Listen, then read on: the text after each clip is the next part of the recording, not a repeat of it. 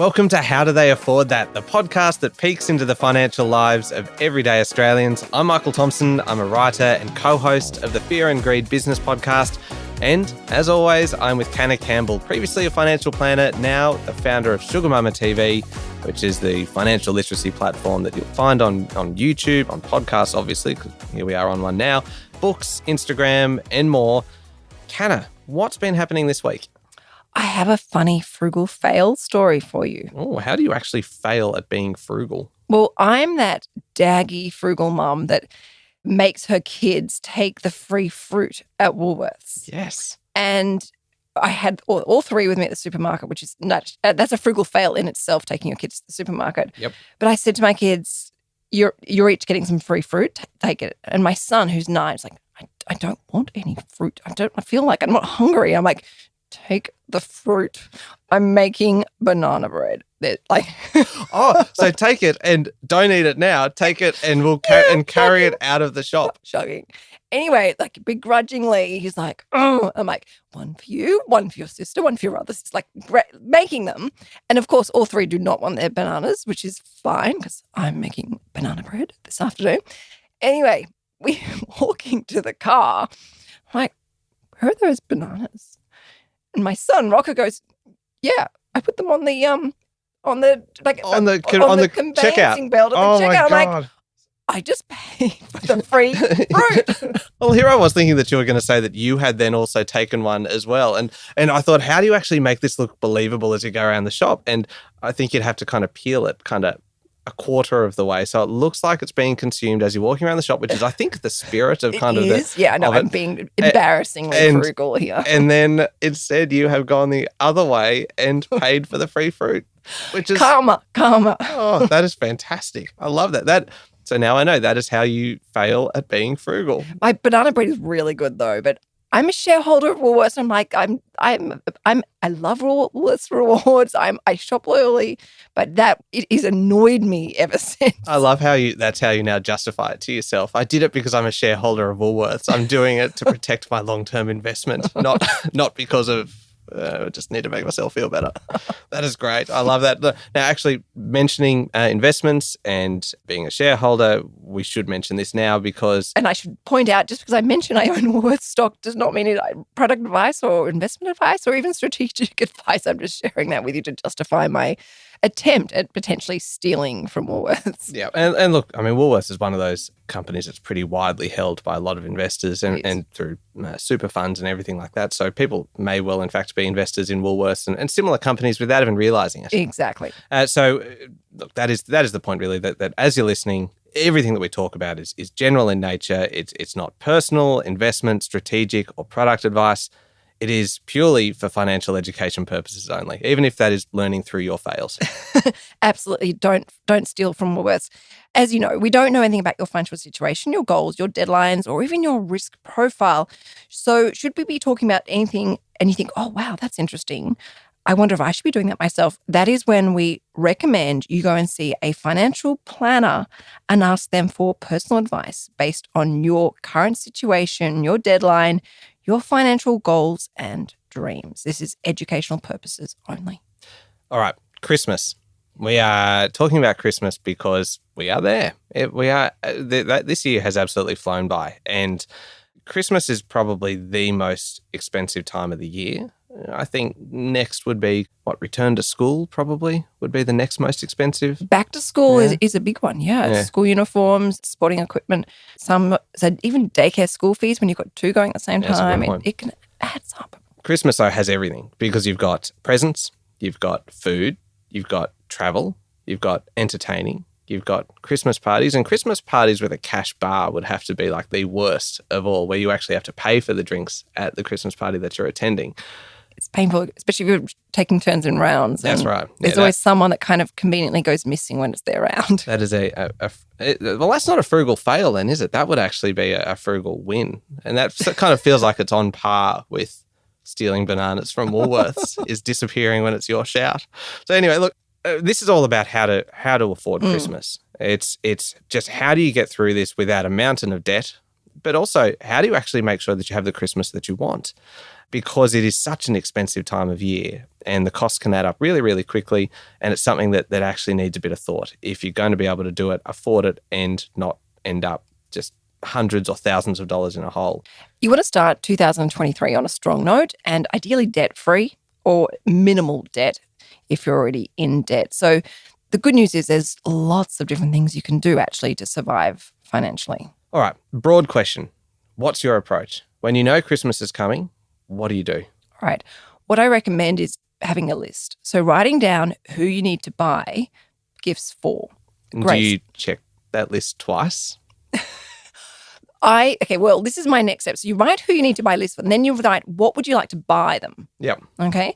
So you might think of your son, you think, I'd love to buy them a scooter or a bike or some sort of game.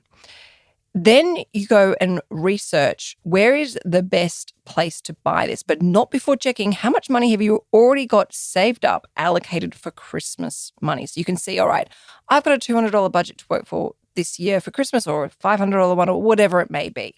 But you know who the people you must buy gifts for. And take your time doing this because there's always someone we could accidentally forget on that list. So you should kind of build in a gift buffer for other people, extras. Well, ideally, when you're writing the list, you remember everyone. That's why you've got to write the list and take your time. But so first of all, you would write the list of who you need to buy gifts for. You would then go and check how much money you have allocated to pay for Christmas presents.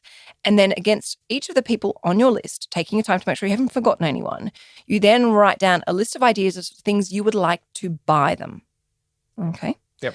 Then you start doing your research. Where is the best place to purchase that gift that you want to get them?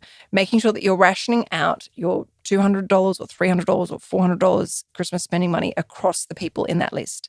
Now, this is where you will save money, is actually researching, stopping to take the time to shop around and say, okay, well, I can buy this from Myers at this price, or I can buy this from David Jones at that price. Taking that time will actually save you a lot of money. Also, there are lots of other things you can do, like checking the secondhand market. So Marketplace, Gumtree. There are lots of unused, unopened gifts that you can actually buy. Do you reckon many of those have been stolen? Just, I don't know. You're asking me because you think I'm nothing. I figure that you've got an insight into the criminal world. I am now. connected. Purely via Woolworths. No, I think, look, I hear over and over again a lot of people regifting. Yeah.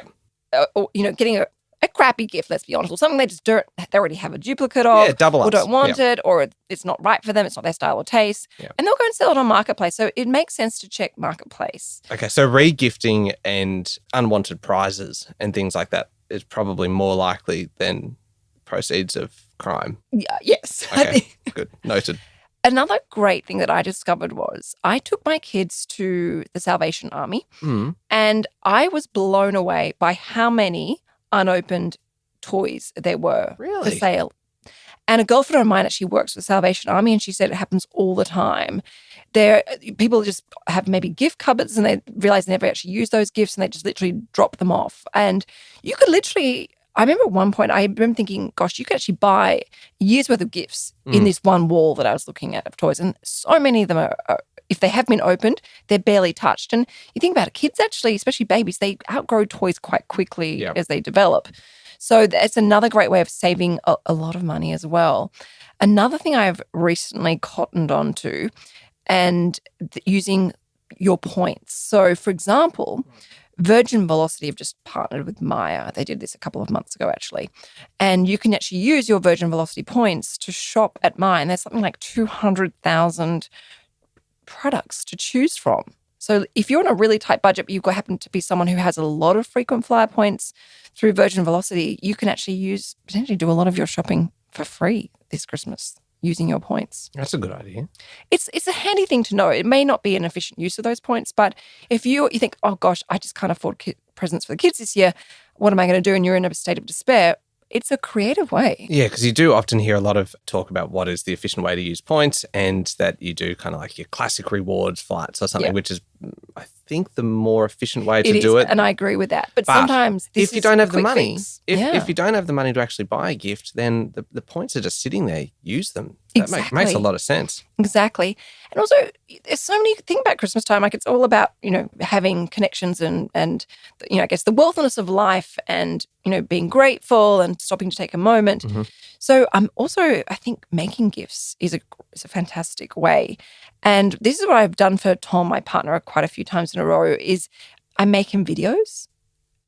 I know I sound like a thief. I now sound like a complete dag. But if you saw my videos, they're really good. And because you can get all these apps. Actually, a lot of these apps even are free. You can make these amazing videos with all the photographs over the last couple of years and put music and text. I'm going to have to admit that is a lot more tame than what I thought. Oh, God.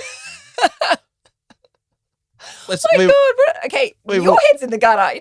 No wonder you're looking at me horrified and thinking, where is Canna going with this? Well, that is one way to save money, I suppose.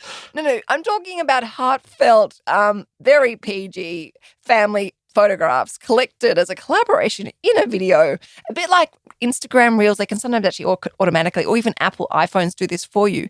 But there are lots. Oh my gosh, I'm like, I'm now lost for words, but it's a really lovely way, or acts of service where you might say, okay, well, I'm going to do the laundry for the next 3 months for you. Yeah. You look like you're about to burst into tears of horror at me. And things like also like a plant, a fruit plant, like a lemon tree or an orange tree, something that someone can plant for, in the ground, or gifts that people actually need that will take the pressure off their own budget. It's maybe something they were saving up for, trying to save up for. You can help them purchase that to help take the financial pressure off that person that you're buying a gift for. And I suppose that kind of when you talk about kind of acts of service like babysitting or something along those lines, that is actually going to mean an awful lot to somebody. Huge. More and maybe something. If anyone wants to give me free babysitting as a gift present, I'll take that. Well, I was actually about to kind of give the example of people. That's something that maybe people wouldn't ask for necessarily. I mean, clearly you would, because you just did.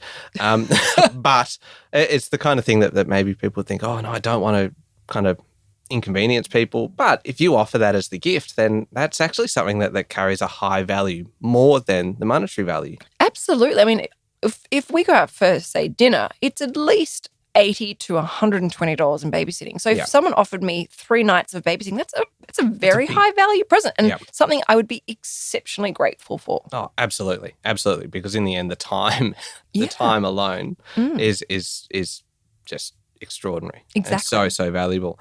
All right. So lots of kind of different ideas. I suppose the question is, there's a lot of things that you can do that either have low costs attached to them or no cost necessarily, but there's a lot that do still. Yes. And it is going to cost you money. How do you actually save for that through the year? Because I know that we can kind of look for the sales and kind of try and find where we'll get the presents at the best price. But do you start saving at the beginning of the year?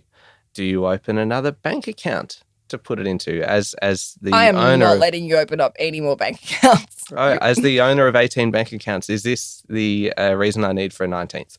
Look, this is, if we go back to our podcast where we talked about managing your budgets and cash flow, this is why I recommend your second account, which is called your life account.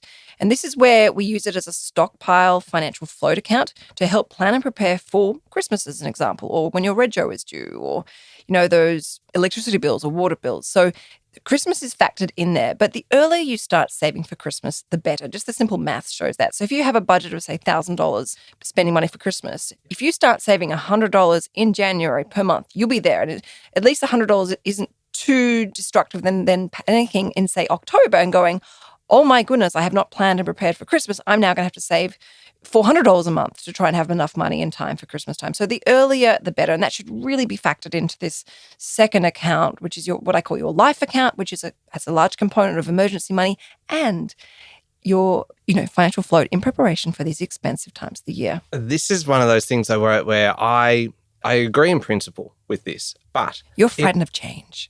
I'm not frightened of change. I'm frightened of overspending in accounts, and suddenly you've eaten away all of your Christmas savings because it's mixed in with your other life expenses, your groceries and your power bills and everything like that. That's why you have a list that shows you what that account is for.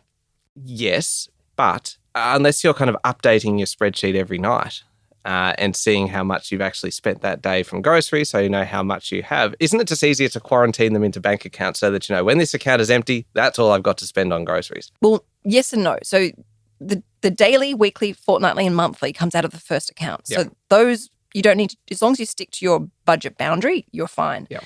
And as long as you stick to your list of what is to come out of that account, so you'd be electricity or water, anything that sort of fits into that category of quarterly, biannual, and annual, you should be on track. And obviously, I recommend every month or two you check it to make sure there's a good float in there. But no, it's a bit more of an efficient, fluid way, rather than yours is very strictly compartmentalized into rigid. 18 accounts. Yes. Do you remember the Christmas Club accounts? Yes, I do. Do they still exist? They do, but not many banks offer them. You have to shop around. And they are quite restrictive. A lot of them have break fees if you try and get the money out before December. So this was a bank account that you could open that was in addition to your others, and it was essentially just a savings account until you hit the end of the year. Yes, and sometimes they'd have a bonus interest, and there were strict conditions. You had to maybe contribute a certain amount each month to qualify for certain reduction fees. Like every bank has a different structure, and you obviously need to read the fine print. But it's hard to get the money out before, because obviously it's about taking away temptation, so that you really forces you to save. The downside to that is the sales. Say Black Friday, Cyber Monday, those happen in kind of November, end of November. People need access to their money earlier now than kind of 2 weeks before Christmas. Santa in my household definitely made the most of Black Friday and Cyber Monday, and I actually even shopped through cash rewards when I could. So I was actually getting commission back on my own shopping as well as amazing sales. But I was able to grab a few presents in those sales, which actually saved me a lot of money, but also earned me money at the same time. Very quickly, cash rewards, remind me. Okay, cash rewards and shop back. There's a few other ones out there. And also there are various ones that are evolving that involve investing and giving to charity. So that we can talk about that another time. But essentially you get commission back on your own shopping. So for example, say you shop through the cash rewards, you can sign up for free, and then you basically go through the cash rewards website. And I'm really simplifying this. Go through the cash rewards and click on the cash rewards website first, and then it takes you to Maya. You'll get, for example, 4% back of all the shopping money that you spend at Maya, assuming that all the categories are covered in the cash rewards program.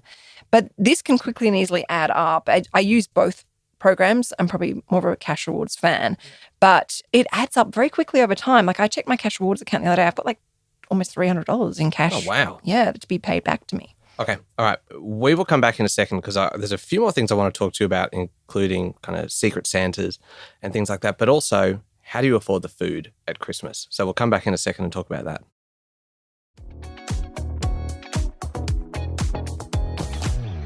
All right, we are talking about the most expensive time of the year being Christmas. There are kind of, along the same lines of the Christmas Club accounts, some things that were used previously that aren't really used so much anymore. Lay-by. Yes. Do shops still offer lay-by, and does anybody still use it? I love lay-by, and a lot of my girlfriends used to love lay-by. It used to be like a bit of a sport. You'd have all these things on lay-by at the same time, and my girlfriends were using it to hide from their partners. But yeah, it does exist. Stores don't really promote it because it's actually not very efficient to them, because they've got to hold that stock until you pay it off. Yeah. And the thing with lay-by now is a lot of stores now charge you to do lay-by. Really? And it's a bit of a catch-22, because if you put something on lay-by and the next week it goes on sale, bad luck. And also a lot of stores will not let you lay-by something that's on sale as well. So lay-by is not as good as it used to be. But it obviously is very responsible, and that you don't get that item until you've actually paid it off. Oh, I'm surprised that stores actually charge for that. And look, I suppose it is a way of still just spending your own money as you go, and maybe better in some cases than, say, a credit card, which could run the risk of debt, but you do carry other risks in terms of the price actually being cheaper. Exactly. By the time you get to Christmas. I was talking to a shop assistant and I asked them if they did lay-by, and they said, we don't really. She said, well, we can, but we really don't push it because it's incredibly expensive for our business to run this, because we have to hold on to the stock for you. And we also, the actual human admin of every time you come in and put some money towards it. That's, our staff have to put it through, and it's not an efficient business model for them, which is why you don't see them promoting it at all. And that's why they charge you $10, $15, establishment fee to put something on lay-by. Secret Santas. I love a Secret Santa, and we do them with kind of both sides of the family, and everyone has their person that they are buying for, which is great, because all of a sudden you can have a slightly higher limit because you're not having to buy kind of 15 different presents. I love Secret Santa. You're buying one present. And it just seems to be a really, really cost-effective way of Christmasing. It also saves you a lot of time. Yes. You're buying one gift, as you said, instead of like walking around the supermarket or jumping across websites to buy for 15 different people, and also reduces landfill. And though you do just need to communicate, don't you? Like, that's one of those things. It just takes a little bit of coordination. You need one person to put their hand up to be the person who kind of allocates who's going to be kind of doing gifts. You can use websites and things for that now, where you just put everybody's details in and it draws it out for you. My mother-in-law takes Secret Santa very seriously. It's her role, and no one dares question Vicky, because Vicky will come down on you like a ton of bricks. So, yeah, it's a very political issue on my partner's side of the family, but it's fantastic. And we have in the past done a charity donation, which was really nice, where, we knew of a charity that was meaningful and important to our Secret Santa person, and we could make a $50 donation on their behalf. Yeah. So, yeah, and even our kids now do, amongst the grandchildren, they do, and the cousins, they do Secret Santa. Yeah, it's great, isn't it? And the best part about it as well is that we do it all via a kind of an open text message conversation. And obviously you don't know who your Secret Santa is, but everybody sends to everybody what their wish list is. Oh, and I like that. And you know what the best part of that is? That obviously if you're sending a list with kind of half a dozen things on that list, you're only maybe going to get 2 or 3. But people have kind of birthday present ideas and a whole bunch of other things kind of then for the next year. Yeah. And you get to learn more about people, I think, knowing what they like and what they want, I find. Yes. Yeah. And you can get as specific as you want. A question about Secret Santas. If you were to, say someone was to ask for a present that was worth, say, $150, and you found it on sale for $75, do you then spend the additional $75, or do you give them the present and say, here you go, this cost $150? Aren't I great? That is so unfair. That was my question to you. Oh, I'm sorry. You're the thief. You stole that question from me. Do not try and drag me down. You are the one who has admitted to stealing from Woolies. Really hard, because I've had this with my kids, and I've got obviously a list of things I want to get them, and I've managed to find something at a great price. And I feel this obligation to then buy a few extra things to bring it up again to make it a bit more fair. But at the end of the day, they're not going to know. Exactly. They're not going to know unless they ask for the receipt, because they need to return it back because it's broken, or something's needs to be switched for a different color. That would be awkward. Yeah, but also your kids are young enough that they're not going to process that. No, I can get away with my kids, but Tom, no, not with Tom. But look, this is where I stand. I think you can go one of two ways. You can say, look, I managed to buy this at a discount, so I got you a little extra something else to top it up because I managed to find it at a great price, and just leave it at that. Or you can just savor the savings. That's the whole, you've invested the time shopping around trying to find the best deal. If you happen to save $50 instead of, and spend $100 instead of $150, good on you. You keep that $50 and put it towards your financial goals. Put it towards your mortgage, your credit card debt, or it's a Christmas your gift to yourself. Exactly. So you've got to, I guess, I think, use your own intuition. Oh, this, you know what this does for us? This goes back to our spender or a saver episode. In our household, Sian and I are very much kind of divided on this one, in that if I was to find that half-price present, I'm like, sweet, done. It is the thought that counts. We got exactly what they wanted, and nobody needs to know that it was less than what they thought. Whereas she will definitely be one of those ones who goes, no, the agreed value was $150. We will spend right up to that. And so I want more. It is the potential for for ongoing kind of conflict at Christmas, which is actually one of the most conflict-filled periods of the year. That's so true. And once again, we kind of veer into the relationship side of money, which kind of is almost unavoidable around this kind of topic. Can we move on to food? Because we are running a little bit out of time, and food is such a big expense at Christmas, particularly if you're the one who's hosting. Yes. Even if you're not, there's just so many other bits and pieces that you wouldn't normally be buying as part of your weekly kind of grocery budget. A couple of ways that you could potentially do it based on what you've told me in previous episodes. Buy little bits and pieces as you go in the lead up to it. Non-perishables, like lots of canned... Freeze is your friend. Yeah, canned pineapple. If you find it in November, it's going to keep until December. Just as one example of things that you might need at Christmas. You freeze as much as you can in the lead up to it. Do you put aside a little bit of extra money if you can and just kind of quarantine that one? Maybe open another account? No more accounts, Michael. Okay, noted. This is part of your second life account.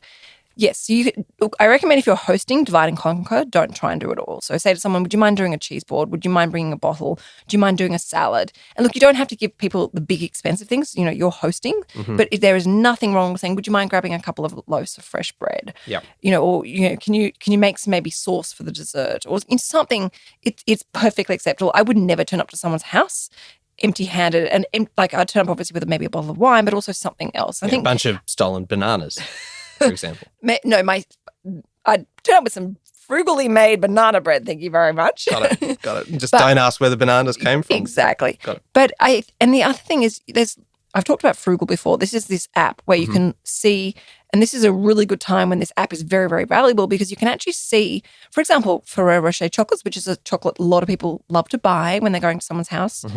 They are $10 at Coles this week and $20 at Woolworths this week. So you can actually see the difference of prices. Or you can see, a kilo of prawns is this price at Woolworths and then at this price at Harris Farm. And differences of that size make it worth your while in actually shopping at a couple of different places. Definitely. Often it's not really worth the amount of time kind of trudging from one shop to the next if you're going to save 50 cents. But if suddenly you're looking at a $10 saving just for one product, you're like, okay, it is worthwhile. And you know what I've been doing is I've been banking my Christmas rewards at Woolworths. So Everyday Rewards is a loyalty program and you can boost your points, and I subscribe to their newsletter so I can see what's on sale and where you can boost your points. I banked my points and I have over $100. That's good. Saved up, and I can use that now to help pay for my Christmas food. I can top that. We have been banking our Flybuys points at Coles over some time. I actually don't know how long these have been accumulating. Do you know how much we have now accumulated in terms of value that we can now shop with for Christmas? $510. Stop it. Yeah, it's amazing. That is really good. See, it all adds up. That's right. And that's just by scanning each time we go in. And so now we figured that is going to cover Christmas groceries. And that it is actually the best feeling to know that we don't have to find that money in our grocery budget, that everything we need, we can now get it. And it kind of feels like we're getting it for free. That is so satisfying. Yeah. I have a little financial buzz for you. Oh, thank you. One last one, and this is another kind of throwback to the good old days. Hampers. Do you remember those Christmas hampers that you could buy that you would pay them off through the year and you'd get the brochure? And I used to love looking at the brochures for it where there'd be like 50 different options and you could pay like $1.67 a week. And at the end of the year, you would get kind of a hamper with like 30 of the Christmas staples. Do they still exist? You know what? I don't know if they do. A while ago, I saw them through a charity organisation, but I haven't seen them since. And I personally never done them. And I know if I'm doing a hamper, I'm very fussy. Like I really like to pick each individual thing. Yeah. And I don't think they're great value for money. I feel like, but maybe I'm doing shopping it in the sales way. through the year, you can probably get better value. I guess what's inside the hamper and who you're buying for it. I don't know. Yeah. These ones were more designed to buy for yourself, that they were your Christmas groceries that you're essentially paying off. And you could get one that had a ham in it and you could get one that had maybe some champagne or something in there and a bunch of other things, and you would pay it off through the year. But yeah, you probably end up with things you don't necessarily need. Exactly. And there would guarantee there'd be a markup in there, obviously, because it's a business. But all right, in conclusion, don't really think it's a big thing anymore. I don't think so. And everyone's got different styles and tastes in the way that they celebrate Christmas. Quite often you don't know what we're doing until last minute as well. Yeah. Alcohol. Yes. Christmas is a very liquid time for many people. How do you afford that? It's hard. This is where stockpiling, your wine collection or, dare I say, champagne collection, you can obviously they're non-perishable. You can hold on to them for a long time. But also, again, same principles around food, like shopping around, subscribing to newsletters so you can see what's on sale. I am a member of Dan Murphy's and Vintage Cellars, and Vintage Cellars have amazing specials. Like the other day, they had this incredible rosé that was, I can't remember what it was marked down to, but I was telling Tommy and he went mental at me for not buying. Yep. Well, not I didn't buy any because I was like, oh no, we're on a budget, we can't do that. He's like, no, that's so ridiculous, that price. Yep, you're actually wasting money not buying it. But they also have seller shares as well. So every time you scan, a bit like Woolworths, because you scan your points. And every now and again, I have a $50 voucher and I can use that to help buy alcohol and stockpile in preparation for entertaining or in catching up with family and friends. So it does take the pressure off. But also finding a nice bottle that doesn't have, cost a fortune. Yeah. And if you kind of find one, you can use that again and again and again and kind of stockpile that. And especially when you buy a dozen, you often get like a further 10% off. Yeah. 2 words for you. Aldi Sangria.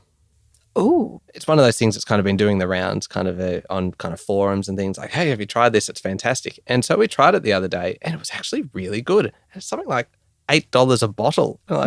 It is just fantastic.